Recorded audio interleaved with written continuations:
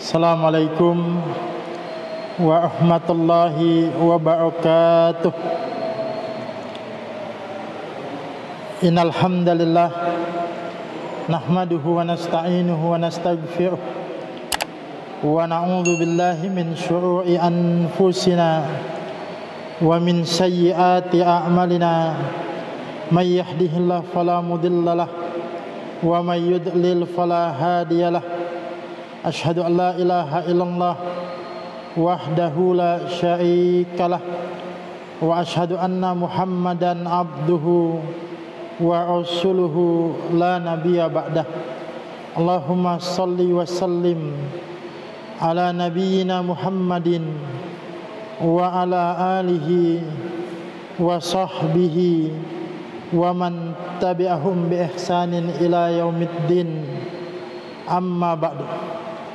Alhamdulillah, jamaah yang dimuliakan oleh Allah Subhanahu wa taala, kembali kalimat yang senantiasa mesti kita ucapkan, mesti keluar dari lisan kita, yakni ucapan alhamdulillah. Segala puji hanya milik Allah Subhanahu wa taala.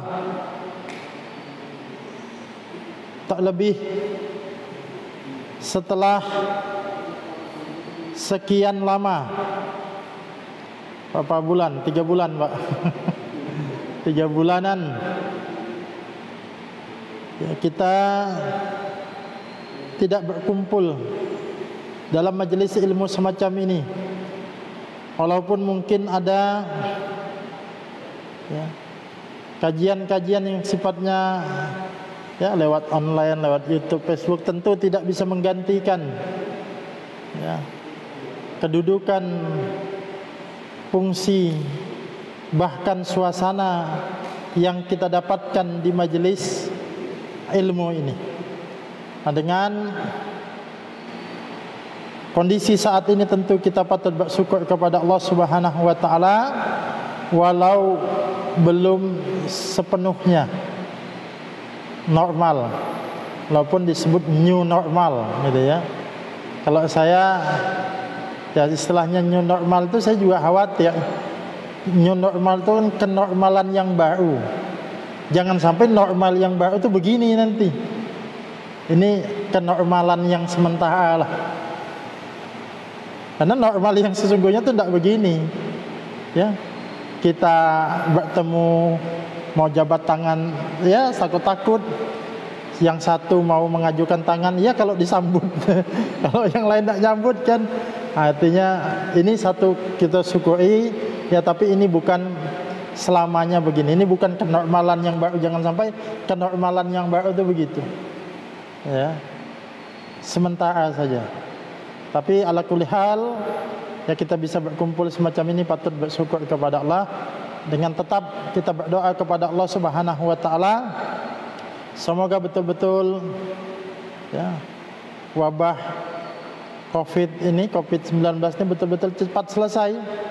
Walaupun kita juga tidak mengetahui bagaimana sih bentuknya, ya kita berdoa sajalah cepat betul-betul selesai, diangkat wabahnya, diangkat segala masalahnya, diangkat segala problematikanya. Dengan tetap kita tidak boleh meremehkan juga, tak lepas dari COVID atau yang lain penyakit, ya kita tetap berlindung kepada Allah Subhanahu wa taala, membudayakan hidup sehat, karena memang itu sunnah juga. Kalau mencuci tangan, Nabi juga mengajarkan kita untuk mencuci tangan sebelum makan ya. Ini jangan sampai nanti kita tak biasa. Saya punya jamaah dia bertugas di puskesmas di pedalaman, tapi dia bilang saya itu 2 tahun mensosialisasikan, karena tugasnya dia untuk cuci tangan pakai sabun. Susahnya minta ampun katanya. Itu sosialisasi itu 2 tahun program tuh keliling. Tapi begitu COVID seketika orang mencuci tangan semua. Bahkan ini anekdot saja nih ya, supaya kita tidak terlalu tegang.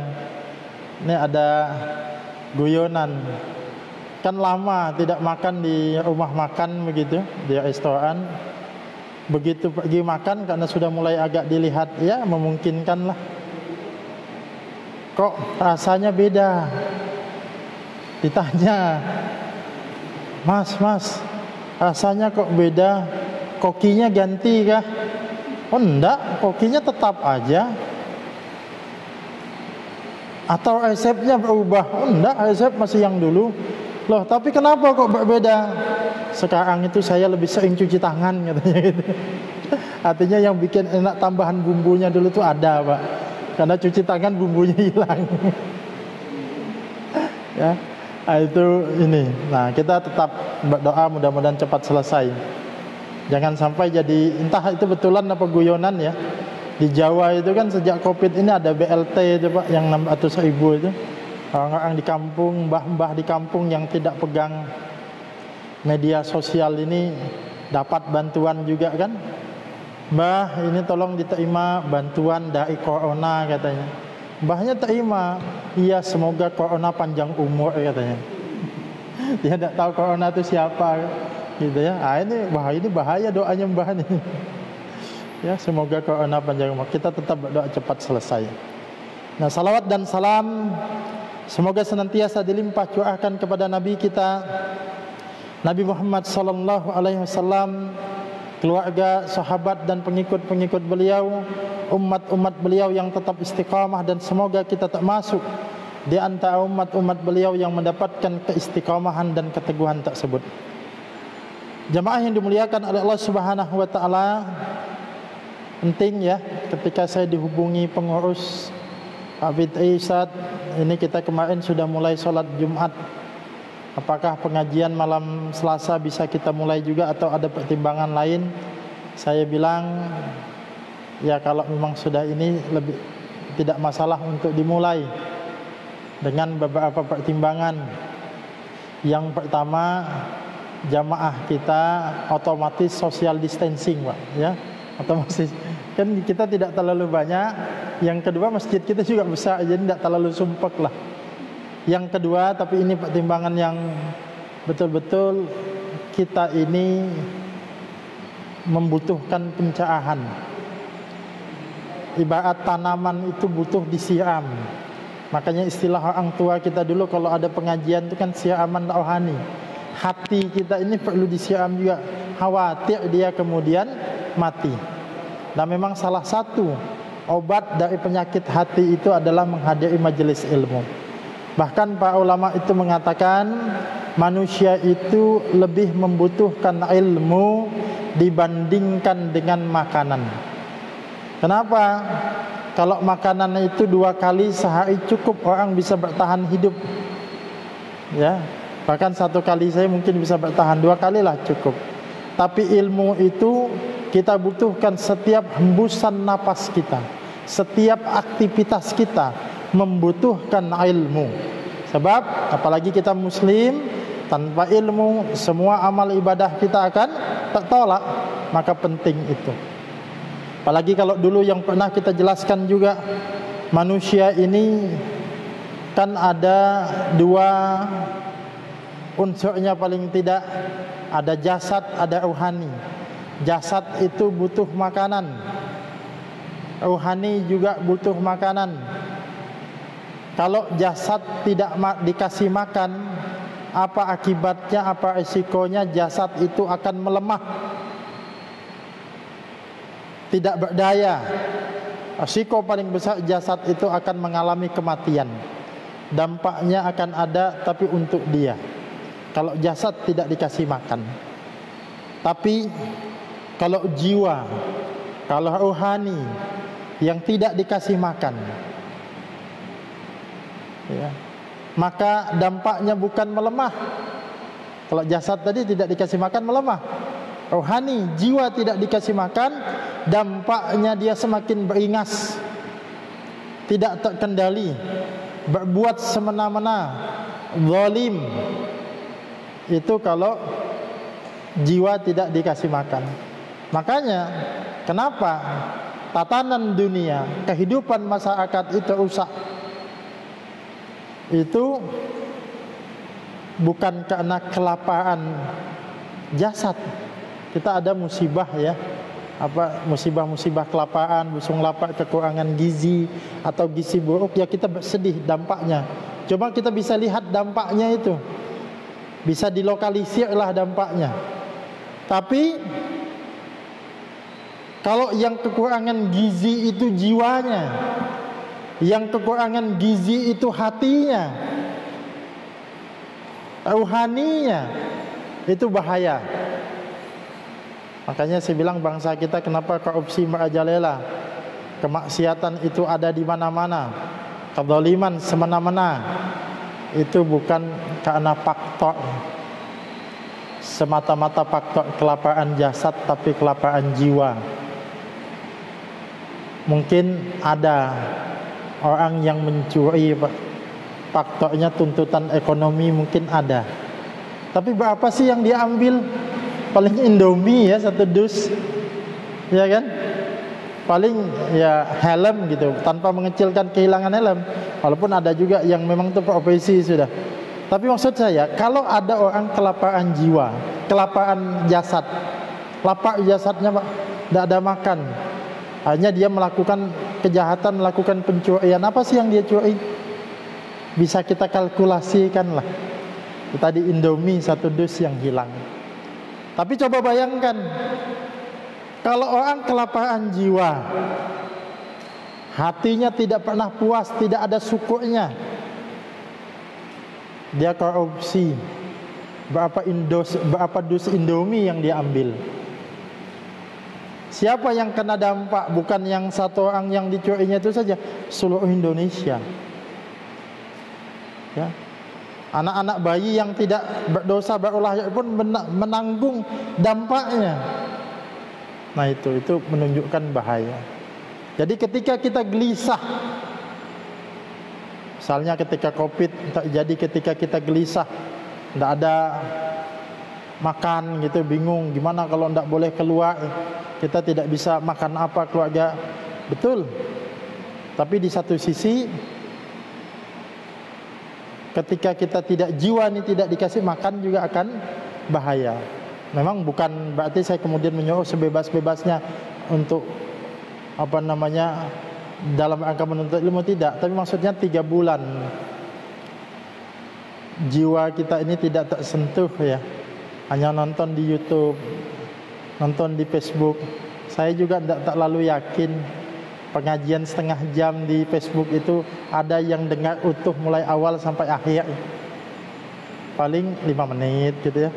Paling cuma komen up, hadir, habis itu mati lagi. Tapi lumayan lah siaknya, suasananya aja kita dapat. Makanya kajian online itu mana pernah lama, 30 menit cukup lah. Ya kan gitu. Hanya saja mungkin nanti kalau ada potongan-potongan yang ingin menyimak, bisa cepatkan, bisa. Artinya kajian semacam ini dibutuhkan. Nah, jamaah yang dimuliakan oleh Allah Subhanahu wa taala, saya tentu tidak akan membahas bagaimana perkembangan Covid-19 ya di tengah masyarakat kita.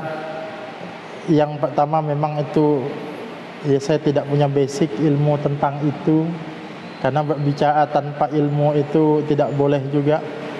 Yang kedua kayaknya juga kalau dibahas tidak ada habisnya ya, tidak ada ya, macam-macam sudut pandangnya sudah. Nah kita fokus saja kemudian mengkaji tanpa maksud mengecilkan, masing-masing kita jaga keselamatan dan kesehatan kita, berdoa kita. Tapi saya mungkin kemudian akan berbicara tentang kembali kepada hal-hal yang berkaitan dengan agama kita. Nah, sebelum nanti kita melanjutkan materi-materi rutin, mungkin sedikit kita pada kesempatan ini ingin melakukan muhasabah, ingin melakukan evaluasi, ingin melakukan introspeksi. Terkait apa? Terkait dengan bulan Ramadan yang baru saja kita lewati. Saya sering mengilustrasikan begini. Kalau kita habis ada acara besar, ada event besar, ya, ada perhelatan besar. Maka setelah perhelatan itu selesai, biasanya orang akan melakukan evaluasi, akan melakukan rapat evaluasi. Sebuah yayasan habis mengadakan tabligh akbar misalnya, mengundang mubalik nasional, ribuan jamaah yang hadir. Begitu selesai, biasanya panitia itu akan melakukan evaluasi. Panitia akan melakukan muhasabah, apa saja yang kekurangan dan apa saja yang perlu diperbaiki untuk masa-masa mendatangnya. Nah, sebagaimana hal tersebut, Ramadan yang baru saja kita lewat ini sesungguhnya juga adalah event besar, sebuah perhelatan besar. Maka sudah sangat selayaknya selepas Ramadan ini kita juga melakukan evaluasi. Kita melakukan satu muhasabah. Maka pengajian kita malam ini sesungguhnya jamaah yang dimuliakan oleh Allah Subhanahu wa taala adalah upaya kita untuk melakukan evaluasi, muhasabah terkait dengan Ramadan kita. Nah, untuk mengawali evaluasi kita, saya akan membacakan atau menyebutkan sebuah kalimat dari sahabat mulia, yakni Abu Bakar As-Siddiq radhiyallahu anhu. Sebagaimana kita ketahui, ketika Rasulullah sallallahu alaihi wasallam itu wafat, beliau meninggal, sahabat-sahabat tentu sangat sedih. Siapa yang tidak guncang jiwanya? Sosok yang selama ini mereka kasihi, sosok yang memang peduli, cinta kepada umatnya, itu pergi, meninggalkan sahabat-sahabat semua saat itu. Tentu goncanglah jiwa sahabat. Pertama yang goncang adalah siapa? Sahabat mulia, yakni Umar bin Khattab radhiyallahu anhu. Maka seakan-akan dia sulit untuk menerima kenyataan bahwa Nabi itu telah pergi, Nabi itu telah wafat. Maka Abu Bakar Siddiq sebagai sahabat senior, sahabat yang bijaksana, lalu kemudian berbicara di hadapan umat, di hadapan jamaah saat itu, setelah memuji dan menyanjung Allah Subhanahu wa taala, maka ada kalimat Abu Bakar yang sangat kita kenal. Di situ Abu Bakar mengatakan, "Ala man kana ya'budu Muhammadan fa inna Muhammadan qad mata." Ketahuilah, barang siapa yang menyembah Muhammad sallallahu alaihi wasallam, maka sungguh Muhammad telah mati. Wa man kana ya'budullaha fa innallaha hayyun la yamut. Siapa yang menyembah, beribadah kepada Allah, sesungguhnya Allah itu maha hidup dan tak akan pernah mati. Maksudnya apa? Abu Bakar ingin mengingatkan, kita ini hambanya Allah Subhanahu wa ta'ala. Jangan sampai kemudian kita kultus, berlebihan. Nabi Muhammad itu Nabi tapi tetap saja manusia yang dia akan mati. Maka kalau menyembah Nabi Muhammad sudah mati. Akankah kalau Nabi Muhammad mati berhenti engkau untuk beribadah? Seolah-olah begitu. Tapi kalau engkau menyembah Allah, Hayyun, Allah itu maha hidup, la yamut, dia tidak akan mati. Lalu apa kaitannya dengan Ramadan kita? Nah, kaitannya dengan Ramadan kita, ya kalimat yang seperti Abu Bakar tadi dalam konteks ini bisa kita sampaikan. Siapa yang menyembah Allah karena bulan Ramadan saja, maka sungguh Ramadan itu saat ini telah pergi. Tapi siapa yang menyembah Allah, murni menyembah Allah. Allah itu ada, Allah itu hidup dan tak akan pernah pergi. Allah bukan hanya ada di bulan Ramadan saja. Apakah kita hanya semata-mata menyembah bulan Ramadan? Apakah kita beribadah itu karena bulan Ramadan? Kalau kita beribadah karena bulan Ramadan, selesai Ramadan, berarti selesai ibadah kita. Tapi kalau kita beribadah karena Allah, Allah ada, Allah hidup, Allah tak pernah pergi, Allah tak terikat dengan waktu dan tempat. Maka tentu kita ini menjadi hamba Allah, bukan hamba Ramadan. Nah, itulah kaitannya yang perlu kita muhasabahi. Nah, jamaah yang dimuliakan oleh Allah Subhanahu wa taala. Makanya banyak kemudian ungkapan-ungkapan para ulama. Misal ada seorang ulama suatu saat pernah berkata, dikatakan seburuk-buruk kaum adalah yang tidak mengenal hak Allah kecuali hanya pada bulan Ramadan saja. Sesungguhnya seseorang itu disebut salih ketika ia beribadah dan bermujahadah, bersungguh-sungguh dalam ibadahnya selama setahun penuh. Jadi kalau ada orang beribadah hanya di bulan Ramadan saja, lalu kemudian selepas bulan Ramadan dia kembali kepada kebiasaan lamanya, itu disebut seburuk-buruk kaum.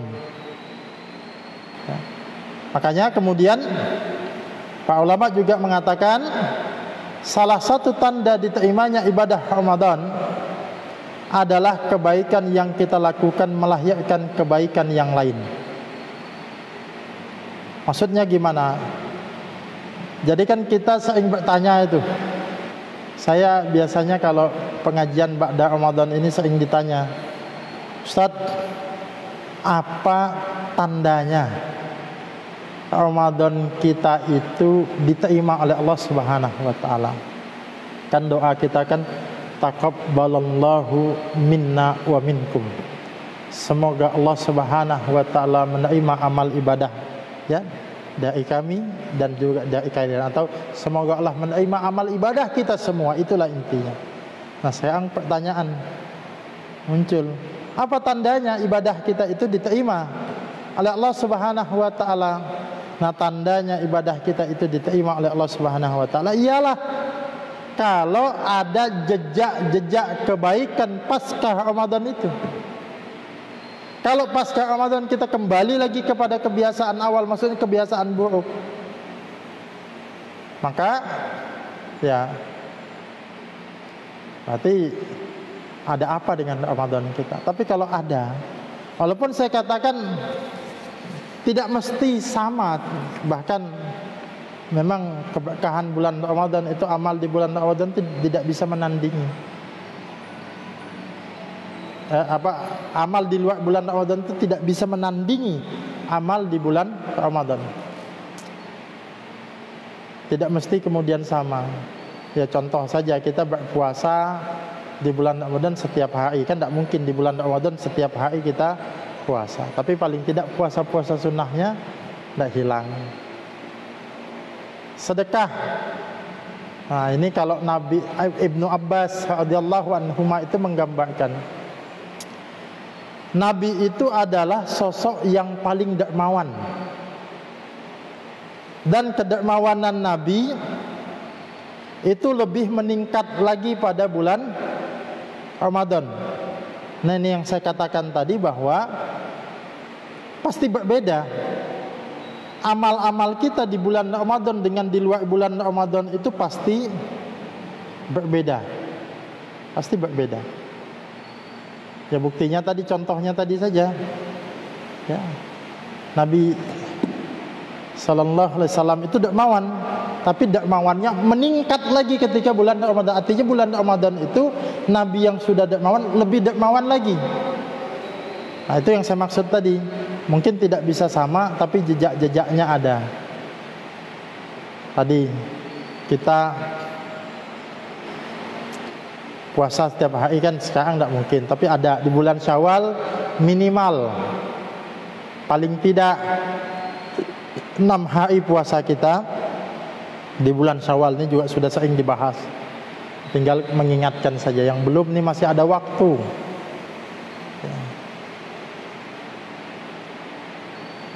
Sedekah kita tentu ya, kami yang kemudian mendapatkan amanah misalnya mengelola infak, sedekah, termasuk juga zakat, pasti meningkat itu dibandingkan dengan bulan sebelumnya. Kalau misalnya di Ramadan kita bisa berinfak 500.000 nih misal saja, jadi luar bulan Ramadan jangan tidak infak sama sekali, minimal 50.000. Ada jejak-jejaknya. Ramadan memang spesial, makanya luar biasa. Makanya saya menyampaikan ketika bulan Ramadan kemarin, di satu sisi kita bersedih, COVID-19 itu, Corona itu, wabahnya terjadi pada bulan Ramadan, sehingga tidak bisa tarawih, tidak bisa, ya banyak hal yang tidak bisa kita lakukan. Bahkan sholat id juga sebagian banyak yang kesulitan. Satu sisi kita sedih itu. Tapi di sisi lain ada hal yang patut untuk kita syukuri. Kenapa? COVID-19 terjadi di bulan Ramadan. Tentu COVID itu berdampak kepada ekonomi. Banyak yang hidup susah. Karena terjadi di bulan Ramadan, banyak yang bersedekah, Pak, banyak yang membantu, banyak yang menolong sesama. Itu satu sisinya itu. Makanya bulan Ramadan memang bulan sedekah. Tapi begitu lepas bulan Ramadan, jangan hilang sama sekali sedekahnya. Ya, nanti ditanya, Pak, sedekah kapan lagi? Ya, nanti nunggu bulan Ramadan lagi lah gitu ya. Nah, walaupun nominalnya bisa jadi beda, saya bilang. Apalagi, nah bulan, kalau biasanya kita Ramadan ke masjid, pasca Ramadan tidak ke masjid sama sekali. Itu kalau sebelum-sebelumnya kan rutin kita ke masjid. Nah, yang hari ini, yang lagi ramai ini, kan waktu masjid bukan ditutup sebenarnya, tidak ada masjid itu ditutup, cuma dibatasi azan, muazin, imam terbatas saja salatnya, tidak terbuka mungkin untuk umum, dibatasi. Banyak yang teriak, buka masjid, buka masjid. Ini hari ini masjid dibuka. Banyak juga yang kemarin teriak buka masjid itu tidak ke masjid juga hari ini. Ya, subuh masih di rumah. Dan itu betul, Pak, nyata. Saya dapat cerita beberapa teman juga begitu. Ya, nih, ya kita tak lepas bagaimana keadaannya, tapi ya kalau kemudian teriak aja buka masjid kan gitu. Makanya kami tidak terlalu ya banyak mengutuk keadaan, ya lebih memberikan solusi. Makanya ketika sulit ekonomi kemarin, ya apa, banyak yang katanya tidak bisa. Memang di awal-awal terutama tuh banyak yang terdampak ya. Sekolah diliburkan, mungkin guru masih dapat gaji, Pak, tapi bagaimana penjual di kantin, bagaimana penjual-penjual di depan-depan sekolah itu. Tapi mereka itu selain jualan di sekolahan, malamnya mereka jualan di pasar malam. Tapi pasar malamnya juga ditutup. Kan awal-awalnya itu kan. Nah, masalah juga itu. Saya bilang sama teman-teman, ya memang ini tanggung jawab pemerintah seharusnya. Silahkan kritik selama sopan itu disampaikan, silahkan. Cuma kita tidak bisa berpangku tangan. Kita berikan solusi. Makanya sebelum ramai ya lembaga-lembaga lain, sebelum pemerintah ada pendataan apa segala macam itu ya, sebelum BLT kita sudah galang teman-teman di awal-awal masih itu di bulan Maret kan, kalau tidak salah terjadi itu pertengahan 16 apa 17 Maret diliburkan itu, sekitar tanggal 20-annya kita sudah ambil sikap, ambil itu galang minimal beras dulu saya bilang. Makanya kita galang bantuan beras. Tapi alhamdulillah kita tidak menduga juga banyak akhirnya bukan hanya beras, sembako juga bisa kita bagi, ada telur, ada minyak dan lain sebagainya. Ya. Nah, jadi itu Ramadan memang tidak bisa sama dengan bulan lain, tapi jejak-jejaknya ada. Budaya tolong menolong itu mesti tetap ada. Begitu yang lain juga, kita sholat malam mungkin tiap malam ya tarawih. Nah ini tetap mesti ada minimal witirnya. Kalau yang muda-muda yang masih semangat apa? Muda. Semangat untuk tidurnya itu tidak bisa setiap malam, ya seminggu, dalam sepekan itu misalnya 2 kali, Senin dan Kamis. Ideal tiap malam. Karena beda Pak, anak-anak muda, saya iktikaf bersama santri, kami tetap iktikaf ya, tapi terbatas dengan santri saja. Saya masuk masjid loh, ini pada ndak bangunan, tidur semua. Ternyata memang lagi nikmat mereka tidur itu. Makanya kalau ada pemuda itu hatinya terpaut dengan masjid, beribadah itu makanya mendapatkan keistimewaan ya. Dan saya bilang kalau tidak bisa full ya minimal dalam sepekan itu adalah salat malamnya. Kalau saya mungkin levelnya bukan di pemuda, di tengah. Itu mulai terasa sudah ya. Apalagi sempat lama kena saraf kejepit ya. Walaupun muda. Nah, apalagi yang sudah bapak-bapak juga yang sudah ini, di satu sisi Pak, penyakit itu ujian. Tapi di satu sisi itu ada hikmah. Hikmahnya apa? Ada alarm untuk bangun malam tuh. Kalau yang muda nih Pak, berlapis alarm Pak, 3-4 kali bunyi, jam 3 bangun. Ngapain? Matikan alarm. Bukan sholat. Tidak ya, saya dalam beberapa keadaan ya, tentu yang lebih senior, lebih lagi mengalami kan otomatis sudah tuh jam 3 tanpa alarm, jam 4 tuh terbangun Pak, minimal ke toilet dulu kan, akhirnya bisa sholat. Itu yang saya bilang, satu sisi ini adalah ujian, di satu sisi sebenarnya ada hikmahnya. Nah, tadi kembali kepada bulan Ramadan kita ya, kalau bulan Ramadan itu kita full sama sekali setiap malam sholat malamnya, baik tarawih, witir atau tahajudnya, ya minimalnya jangan hilang sama sekali. Baca Al-Quran. Bulan Ramadan memang syahrul Quran, syahrul Ramadan alladzi unzila fihil Quran. Tapi pasca Ramadan ini, bulan Ramadan ada yang bisa 4-5 kali, minimal 1 kali khatam Quran. Pasca Ramadan ini gimana? Sudah ada pegang Quran lagi enggak kita? Jangan-jangan kita sudah lupa, mana Quran Ramadan kemarinnya? Lupa mushafnya nyimpan di mana? Ya. Jangan-jangan nanti baru ingat Ramadan tahun akan datang ada baca. Walaupun mungkin tidak seintensif waktu bulan Ramadan, sesempat-sempatnya. Kalau saya itu ya kan kita masing-masing juga ya kesibukan berbeda-beda. Ya kalau yang ya pensiun punya banyak waktu, alhamdulillah, punya banyak ini, yang masih ada pekerjaan, minimal jangan sampai lewatkan, jangan sampai kita melewatkan satu hari tanpa menyentuh Al-Quran kita. Menyentuh aja, nyantap itu ya, bukan maksudnya baca. Saya tuh kadang-kadang nih jujur saja mengalami tak masuk ya, apalagi udah kalau kegiatan padat.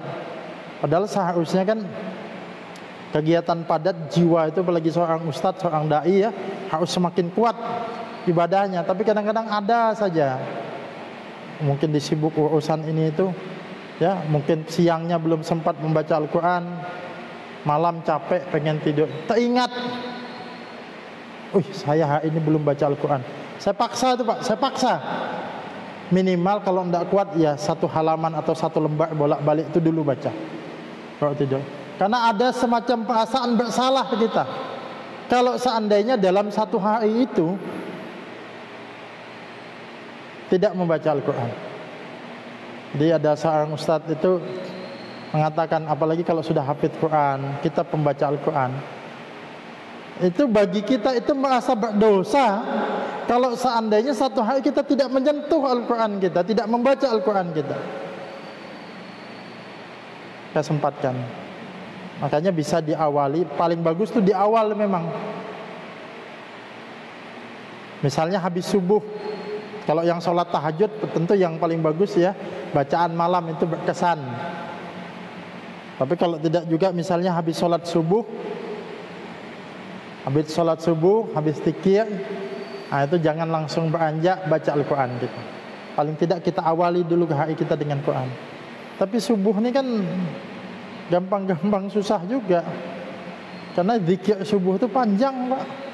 Ya, subhanallah, 5 menit baru bangkit lagi kita kan. Subhanallah, bangkit lagi. Yang ketiganya subhanallah, kada bangkit sudah, ngantuk sudah tidur. Itu bisa. Tapi kalau tidak bisa, bagusnya habis setiap sholat. Kalau teorinya habis sholat 2 lembar 5 itu 1 juz kita. Tapi saya katakan itu teori, mudah. 2 lembar itu berapa? 10 menit. Cuma tidak mudah Pak, 10 menit. Kalau buka HP 10 menit sebentar. Kenapa? Karena buka Al-Quran itu kebaikan. Maka ketika kebaikan itu pasti digoda setan. Setan tidak mungkin tinggal diam. Ada orang mau beribadah pasti digoda. Orang sholat digoda setan. Baca Al-Quran itu digoda setan. Makanya kita sebelum baca Al-Quran disuruh ta'awud dulu. Ya, aku berlindung kepada Allah dari godaan setan yang tak kutuk. Karena memang begitu. Kalau buka HP, kalau apa, malah kalau bisa dikipas-kipasi setan. Malah diselewengkan setan untuk sesuatu yang lain misalnya. Nah itu. Jadi tadi tanda berkahnya Ramadan kita itu adalah kalau ada jejak-jejak Ramadan kita. Nah maka hari ini sebagai bentuk muhasabah kita, ada tidak jejak-jejak Ramadan kita. Nah jamaah yang dimuliakan oleh Allah Subhanahu wa taala, di bagian akhir kan biasa kalau evaluasi itu ada indikatornya. Apa alat ukurnya? Saya akan membacakan sebuah hadis Rasulullah sallallahu alaihi wasallam dari sahabat Mu'ad bin Jabal. Ya. Ini hadis yang sangat masyhur. Hadis sangat kita kenal, dicantumkan juga oleh Imam An-Nawawi di dalam hadis arba'innya. Ini sering saya sampaikan berulang-ulang, tapi kita bahas, kita kaitkan sedikit dengan bulan Ramadan. Hadis ini tidak langsung berkaitan dengan bulan Ramadan atau pasca Ramadan, tapi sedikit kita kaitkan. Nabi SAW bersabda, ittaqillaha haitsu ma kunta. Bertakwalah kalian kepada Allah dimanapun kalian berada. Wa'at bi'is sayyi'atal hasanata tamhuha. Dan iringilah setiap keburukan itu dengan kebaikan, niscaya kebaikan itu dapat menghapuskannya. Wa khuliqin nasa bi khuliqin hasan. Dan berakhlaklah kepada manusia, pergaulilah manusia dengan akhlak yang baik. Nah, jadi 3 indikatornya. Yang pertama adalah dari sabda Nabi, ittaqillaha haitsu ma kunta. Bertakwalah kalian kepada Allah dimanapun kalian berada. Hadis ini memberi pesan kepada kita bahwa orang yang bertakwa itu takwanya tidak mengenal waktu dan tempat, karena dimanapun berada. Bulan Ramadan mendidik kita untuk menjadi orang yang bertakwa.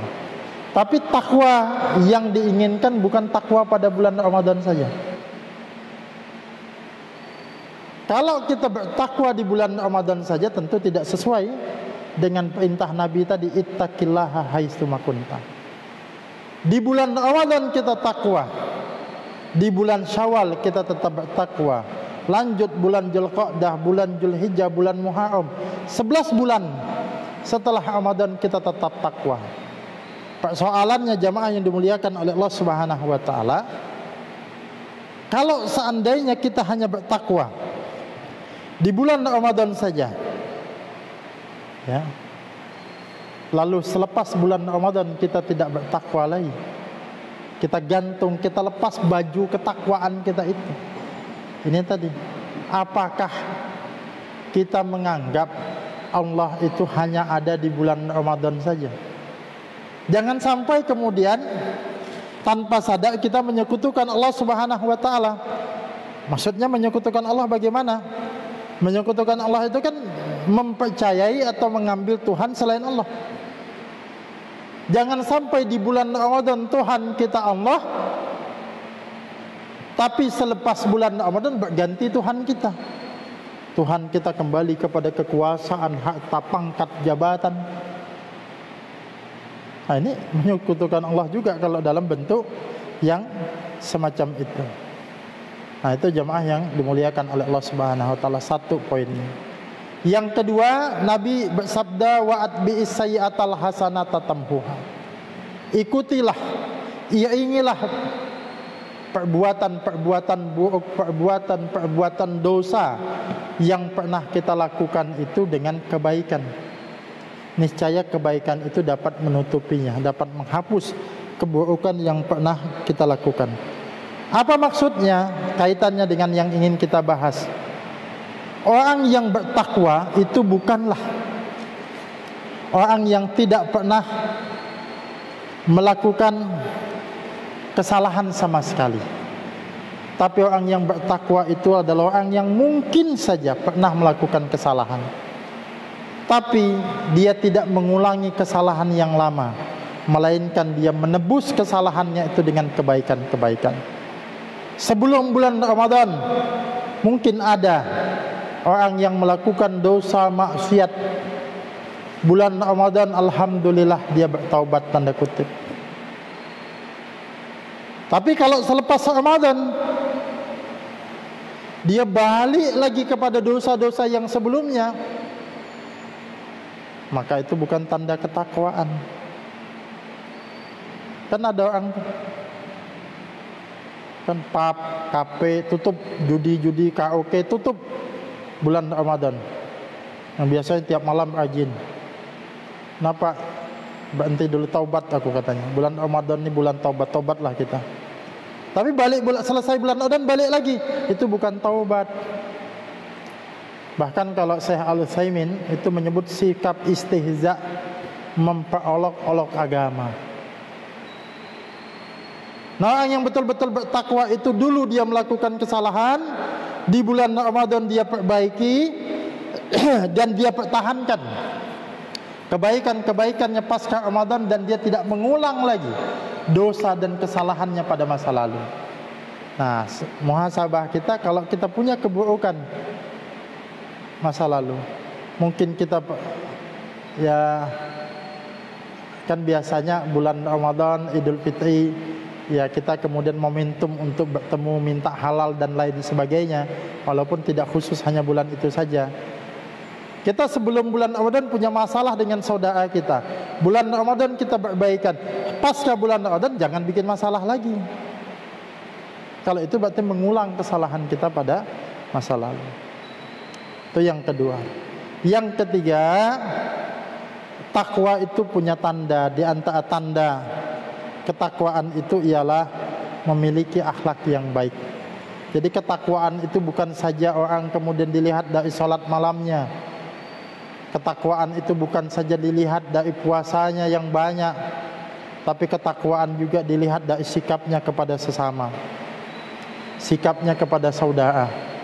Makanya Nabi berpesan, wa khaliqin nasa bihulukin hasan. Pergaulilah manusia dengan akhlak yang baik. Mudah-mudahan 3 indikator itu semua ada pada diri kita. 1, kita tetap melanjutkan ketakwaan kita di bulan Ramadan. Kita tetap semangat untuk beribadah, walaupun tadi tidak sama baca Al-Quran, kita lanjutkan, sedekah kita lanjutkan.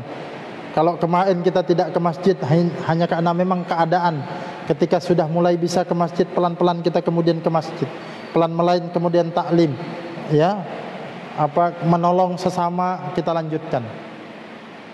Yang kedua, kita tidak mengulang kesalahan kita, tapi malah memperbaiki kesalahan-kesalahan kita pada masa lalu. Mudah-mudahan kita tak masuk orang yang demikian. Yang ketiga, mudah-mudahan kita termasuk yang menunjukkan akhlak mulia kita, akhlak yang baik kita. Mungkin itu jamaah yang dimuliakan oleh Allah Subhanahu wa taala sebagai ya pertemuan awal pasca libur kita. Insyaallah mudah-mudahan selanjutnya kita diberikan kemudahan oleh Allah Subhanahu wa taala untuk pengajian, dan semoga diberikan istiqamah, dan kita berdoa juga semoga halangan rintangan ya penyakit wabah yang ada ini segera diangkat oleh Allah Subhanahu wa taala. Kita diberikan kesehatan ya. Semoga Allah menjaga dan melindungi kita semua. Kita cukupkan, mungkin pertemuan pertama belum panas, Pak. Kita tutup dengan doa penutup majelis. Subhanakallahumma wa bihamdika asyhadu an la ilaha illa anta astaghfiruka wa atubu ilaik. Sekian, assalamualaikum warahmatullahi wabarakatuh.